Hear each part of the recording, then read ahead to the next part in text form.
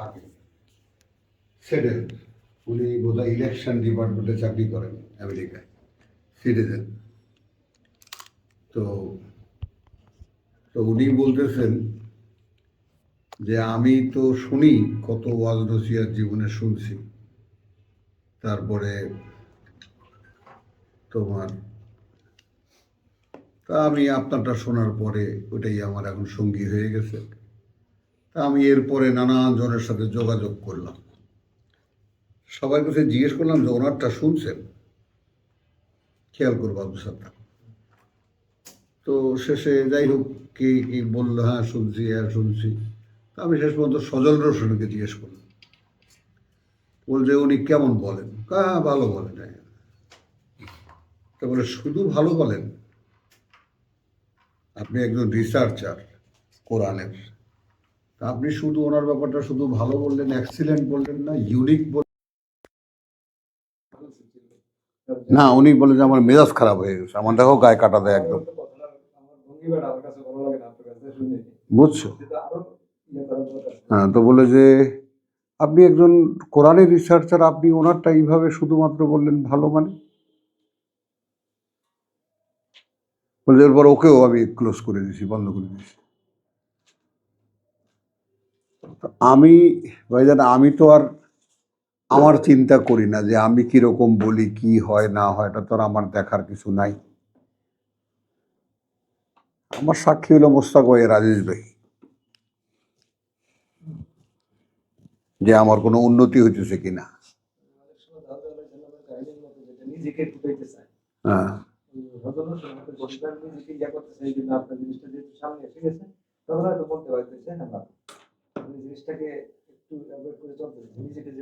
যাই হোক, তো আমার ভাই এগুলা এগুলা কে কি বলবে, কে কিরকম বলবে, কে কি বলবে, এটা আমার সাবজেক্ট না।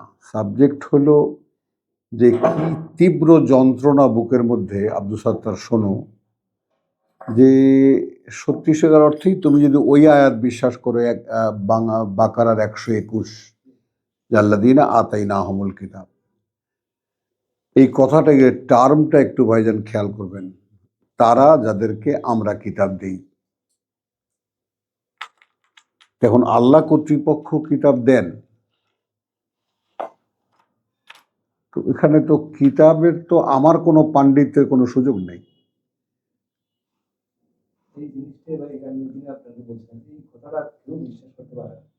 মানুষের যার জন্য তারা আসলে সত্যিকার জিনিসটা পায় না। এই জিনিসটা আপনার কাছে এসে বোঝার পরে আমাদের আসলে যে বাস্তবে আল্লাহ একটা আলোচনা শুনছিলাম, একজন একটা ছিল শুনতে যে সেই কথাটা আমি শুনলাম, দাউদ আলাইহিস সালামের কাহিনীটা বলে কিভাবে বলে, সেই জিনিসটা তার নজরে পড়লো না যে দাউদ আলাইহিস সালাম এইভাবে বিচারটা করছে, সেই বিচারের কথাটা বলছে। তারপরে সে নিয়ে গেছে পাকিস্তান, বাংলাদেশ বা অন্যান্য দেশ, যে তারা কিভাবে এই প্রজ্ঞার অধিকারী হয়। দাউদ আলাইহিস সালাম প্রজ্ঞার অধিকারী হয়েছে, তখন তার এই জ্ঞান দিয়ে সে এই বিচার করছে। এগুলি মানে সে পুরো জিনিসটাকে খেয়ে ফেলেছে পুরো। এখন বুঝতে পারছি এই জিনিসটা তো আসলে আগে বোঝার মতো ব্যাপারটা আমাদের ছিল না। এখন এই জিনিসটি কেন জানি সামনে আসতেছে, আসলে সত্যি জিনিসটা আমরা বাইর করতে পারছি। এবং ক্যানাডার থেকে শোনো, আজকে 8 বছর 10 বছর হয়ে গেছে বোধহয়, প্রথম যখন আমার প্রথম দর্শ গেছে ওই এমদাদের মাধ্যমে, তখন একজনে প্রশ্ন করছে যে আপনি এটা পাইলেন কিভাবে? ভাই আমি তো জানি না, আমি তো পড়ছি, আমার কাছে পড়তেছি, আমার কাছে দাউদ আলাইহিস সালামের ভুলটা কি, ভুলটা নিজে লেকচার দিয়েছে।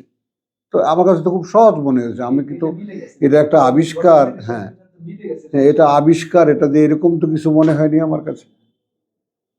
হ্যাঁ ভাই, এটা সত্যিকার একটা আবিষ্কার। নাউজুবিল্লাহ ভাই, আমার কোনো আবিষ্কার না।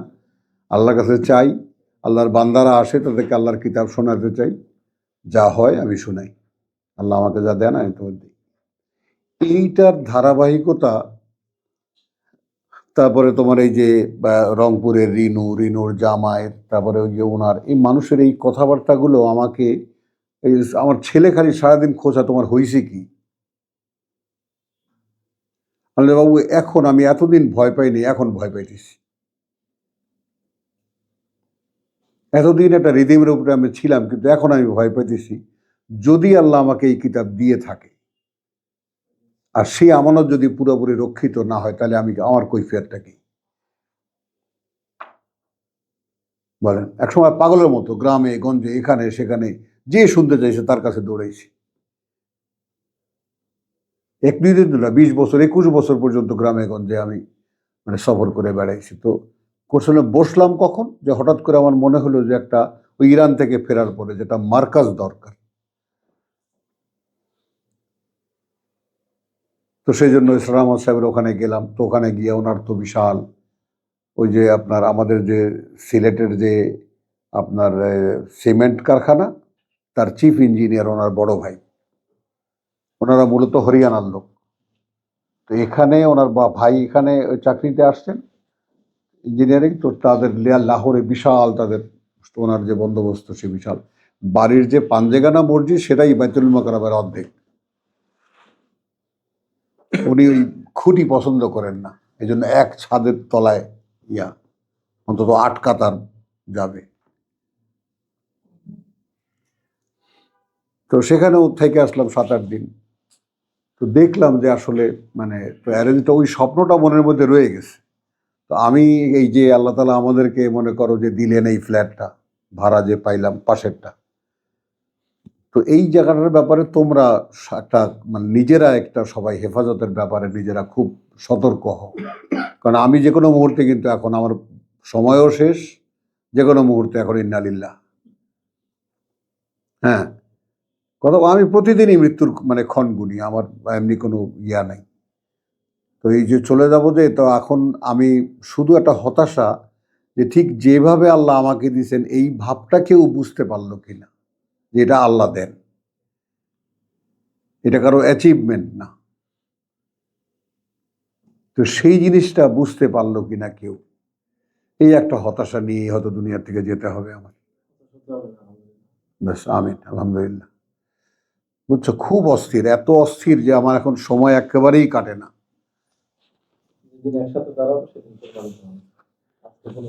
আলহামদুলিল্লাহ, আলহামদুলিল্লাহ।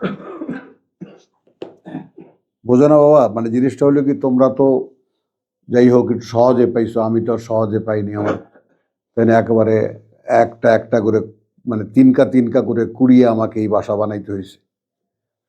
তো ওই জন্য খুবই আতঙ্ক লাগে, খুবই ভয় লাগে যে সহজ পাওয়া কিন্তু অনেক সময় মূল্য পায় না। আমরাও যে অনেক সহজে পেয়ে গেছি বিষয়টা এমনও না। মাশাআল্লাহ। মানে আমাদের এই সময়ের এই আমাদের বয়সের ছেলে মেয়েরা যা নিয়ে ব্যস্ত, যা কিছু নিয়ে ব্যস্ত, আমরা কিন্তু আল্লাহর কাছ থেকে আমাদেরকে উদ্ধার করতে। আমিন, আমিন, আলহামদুলিল্লাহ, আলহামদুলিল্লাহ, আলহামদুলিল্লাহ, আলহামদুলিল্লাহ।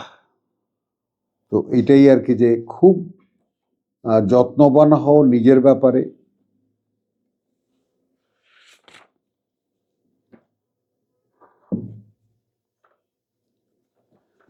বলো, ঠিকানা বলতে পারবা কি? এখনো যায় নাই? রসুন খেয়েছো? হ্যাঁ, একেবারে এই বুকের গিট্টুটাই খুলে যাবে তোমার। শোনো, ওই যে আছে না, ম্যাশ করে যে ঘরে আছে না, ওইরকম 2টা কোয়া রসুন নিবা, 2টা কোয়া, বড় কোয়া নিয়ে ম্যাশ করবা। ম্যাশ করে চামচ দিয়ে একটা দলা বানাবা। আর পানি কুসুম কুসুম না, একটু উষ্ণ গরম, যেটা গিলতে পারো তুমি, বুঝছো? ঠিক না, একটু উষ্ণ গরম মানে যেন ঢোক গিলতে পারো। চা তো চুমুক দেয়, বুঝছো? মানে একটা বলে যে কুসুম গরম তার থেকে একটু গেলা যায়, যেটা খাই প্রতিদিন।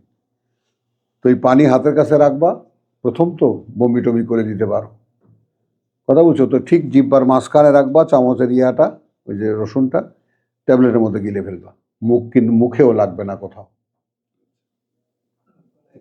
রসুনের গন্ধ কিন্তু খুব কষ্টকর। হ্যাঁ, হ্যাঁ, বমি আসে। হ্যাঁ, চিবায়া খাবা কেন?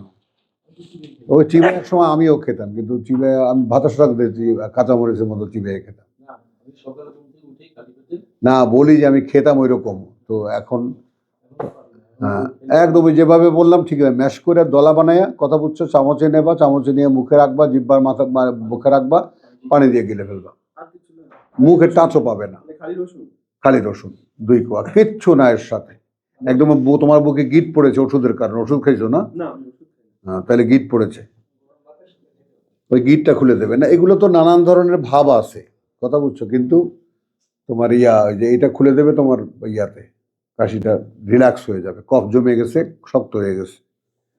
চলো, বুঝো না, ক্রনিক রুগী না এসবের আমি। আপনার ওই যে বাগেরহাট থেকে কালকে রাতে আমাকে ফোন করছে ইউটিউবে আপনার ইয়ে করার পরে, শোনার পরে। তো ওনার সাথে পরে আমার প্রায় 1.5 ঘন্টার মতো কথা হয়েছে। হ্যাঁ, তো মানে উনি ওই যে অনেকগুলা বিষয় নিয়ে, যে আমি তাহলে সালাদ তো ছেড়ে দিছি উনি। তো আমি বললাম যে আপনি না বুঝেই কেন ছেড়ে দিচ্ছেন? যে প্রচলিত উনি নামাজও পড়াইতেন মসজিদে। বলতেছে আমি সালাদ ছেড়ে দিছি, কিন্তু কি করব বুঝতেছি না এখন। আমি বললাম তাহলে না বুঝে ছাড়তেন কেন? যেটা করতেছিলেন ওইটাই করতেন, বুঝে বুঝে করতেন। ওরা বললো না আমি কিছুতে এটা নিতে পারতেছি না, পারি না, মসজিদে যাইতেই পারি না। দেখেন অবস্থা। আমি বললাম ওনারটা শুনতে থাকেন। ওরা বললো হ্যাঁ, কিন্তু একটু বলেন না যে এখন তাহলে করণীয় কি। তখন ওনাকে ওই যে 17-78, তারপরে 20-130, তারপরে হচ্ছে আপনার 50-39-40, একদম লাস্ট যে তাহলে করবেন কি, সাব্বাহাটা কি, রাতের সাব্বাহা তাহলে চলেন দেখি আমরা, একদম মোজাম্মেলে নিয়ে গিয়ে দেখাই দিলাম। পরে উনি বলতেছে ভাই কত বড় উপকার যে আমার করলেন। পরে বললাম যে এটা আমি কিছু করি নাই, আপনাকে যদি বুঝতে দিয়ে থাকে, এই এই যে আলোচনা এতক্ষণ আমরা যে আয়াতগুলো দেখলাম দুই ভাই মিলে, যদি আপনাকে বুঝতে দিয়ে থাকে তাহলে দিচ্ছেন আল্লাহ, কৃতজ্ঞতাটা আল্লাহকে জানাই। হয়তো উত্তরাধিকার পাওয়া গেছে, খোঁজা লাগে নাই, হাতের কাছেই পাওয়া গেছে। কে? আমাদের সৌরভ। এই না, খবরদার বাস দেবা না, পাম দেবা না, পাম দিলে ফুস হয়ে যাবে, কথা বুঝছো? বলবে না, বলতে পারে না, এরকম ধমক দিবা। বলো। তো ওনার মধ্যে আরো কিছু ইয়ে ছিল যে আল্লাহু আকবার বলা যাবে না, যে মুরাদ বিন আমজাদ ফেরিয়ে দেখছে। আমি বললাম যে দেখেন এইগুলা কিন্তু সাবজেক্ট না, এগুলা নিয়ে আপনাকে বিভ্রান্ত করবে, কোরআন থেকে দূরে সরে চলে যাবেন আপনি, ইস্যু হয়ে যাবে, এগুলা ইস্যুই করেন না এখন। আল্লাহ আকবার না কি, যে সূরা আনামের 19 আপনি যাই দেখেন, আল্লাহ রাসূলকে বলতেছে বলো সাক্ষী হিসেবে সবচেয়ে বড় কে, বড় আল্লাহ, বলো আল্লাহ। কোরআনে কত জায়গায় আল্লাহ বলতেছে তিনি আলিয়ুন, তুমি যত উচ্চতর ভাবনা ভাবতে পারো তার থেকেও তিনি সবচেয়ে বড়। তো এগুলোর মানে কি? পরে বলতেছে আরেকটা জিনিস হচ্ছে, আমি 23-এর ওই যে 97-98 আয়াত পড়ি, রব্বি আউযু বিকা মিন হামাযাতিশ শায়াতিন ওয়া আউযু বিকা রব্বি আন ইয়াহদুরুন। আউযু বিল্লাহি মিনাশ শাইতানির রাজিম তো কোরআনে নাই। আমি বলতেছি কে বলছেন নাই? আপনি সূরা ফালাক নাস পড়েন নাই? ওইখানে কি বলেন? আল্লাহ বলতেছে বলো আউযু বিরাব্বিল ফালাক। তাহলে আপনি তো আউযু বিরাব্বিল্লাহ বলতেছেন, ওইখানে বলতেছেন ফালাক, এইখানে বলবেন মিনাশ শাইতানির রাজিম। পার্থক্যটা কি? মাশাআল্লাহ। তারপরে আমি বললাম যে আল্লাহ বলতেছে যখনই তোমরা কোরআন পড়তে যাবা ফাস্তাইজ বিল্লাহ, আশ্রয় চাই নাও আল্লাহর কাছে, মিনাশ শাইতানির রাজিম। তাহলে আল্লাহর বাকি রাখলেন কোথায়? ভাই এইটাও যে আপনি কত বড় উপকার করলেন। হ্যাঁ, তারপরে আবার তোমার ওই যে মুসার ওখান থেকে বলবা। আছে 67 নম্বর, হ্যাঁ, সূরা বাকারা 67 আর ইমরান 36, 36। দুইটা নম্বর। হ্যাঁ, আমি তারপরে বলছি আপনি শুনলে পারে অনেক উপকার হবে আপনার, অনেক কিছু ছুটে যাবে। আর পারলে পারে আসেন, বাগেরহাট তো আমাদের এখানে আসেন মাঝে মাঝে, যদি সময় পান ঢাকায় এসে ঘুরে যাবেন। আমাদের অনেক লোক আছে, অনেক লোক আছে আমার কাছে, দৈনিক 2-5টা ফোন আসে। যদি কি আসে সামলাবা এখন। আজকে সকালবেলা হচ্ছে ইংল্যান্ড থেকে এক লোক ফোন দিচ্ছে ওই ইউটিউব দেখে, রবের বাণী। তো আপনার রবের বাণীতে ওই সুদের আলোচনাটা মনে হয় দেন নাই না? সুদ নিয়ে তো দীর্ঘ আলোচনা, অনেক আলোচনা তো বাকি আছে দেওয়া, সুদেরটা একটু দিয়ে দিয়েন তো। উনি হচ্ছে সুদ নিয়ে খুব ইংল্যান্ডে থাকে তো। আমি বললাম যে দেখেন এই যে ইয়া কি যেন যশোরী সাহেব বলছে যে সুদ, এটা সুদ না, মানে ব্যাংকের সুদ না, সুদ মানে হচ্ছে ইন্টারেস্ট, এটাও না, সুদ মানে হচ্ছে অন্যায়ভাবে নেওয়া টাকা, জুলুম করা। আমি বলতেছি না, সুদ তো আপনি এটাকে কোনোভাবেই অন্য নাম দিতেই পারবেন না, এটা তো ডিফারেন্ট জিনিস। অন্যায়ভাবে অন্যের সম্পদ খাওয়া, এটা বলতেছি। আমি বলতেছি এটা তো আল্লাহ একদম স্পষ্ট বলছে যে তোমরা অন্যায়ভাবে মানে অন্যের টাকা পয়সা খেও না, বিল বাতিল, অন্যায়ভাবে। তো এইটা তো আলাদা জিনিস, আর সুদ তো আলাদা জিনিস। পরে বলতেছে যে ওনার কি এরকম আলোচনা আছে? পরে আমি বললাম যে হ্যাঁ আছে, আপনি একটু কষ্ট করে খুঁজে দেখেন। বলতেছে আমি খুঁজছি, পাই নাই। আমাকে একটু দিয়েন, যদি আপনি পান লিঙ্কটা আমাকে দিন। নিসার হক থেকে সেটা একদম আছে। অন্যায়ভাবে অন্যের সম্পদ খাওয়া একদম। না না, সেটা তো অন্যায়ভাবে অন্যের সম্পদ খাওয়া।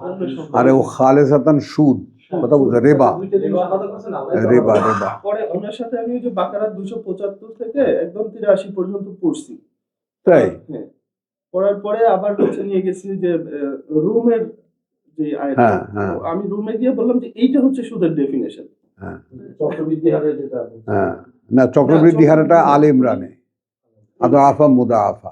হ্যাঁ, ওইখানে হচ্ছে রোমে হচ্ছে যে তুমি অন্যের কাছে তোমার যে বর্ধিত টাকা এটা বাড়ানোর জন্য অন্যের কাছে দিও না। তো উনি অন্যের শ্রমের মধ্যে আর কি। হ্যাঁ, অন্যের শ্রমের মধ্যে। কথাটা এখন বলে নাই। আল্লাহ বলছে যা দাও তোমরা, যা দাও তোমরা সেটা আল্লাহর কাছে বাড়ে না। আল্লাহ তোমরা বাড়ার জন্য যেটা অন্যের সম্পদের সাথে তোমরা দাও, ব্যয় করো। আল্লাহর কাছে হতে পারে না। ওইটাই আয়াতটাই পড়ে শুনেছি। পরে বললো যে না, আপনাদের কথা তো ভালো। আমি বললাম যে আমাদের কথা না তো, এটা হচ্ছে কোরআনের আয়াত। আমিন আমিন, আলহামদুলিল্লাহ। বলো ঠিকানা বলছো? 110 থেকে 115 পর্যন্ত পৌঁছে। পরে আমি তো বুঝছি যে আমার এখন খবর আছে। জি। আমাদের আনমিউট করে রাখতে হবে। হ্যাঁ, কথা বলা যাবে না। কে?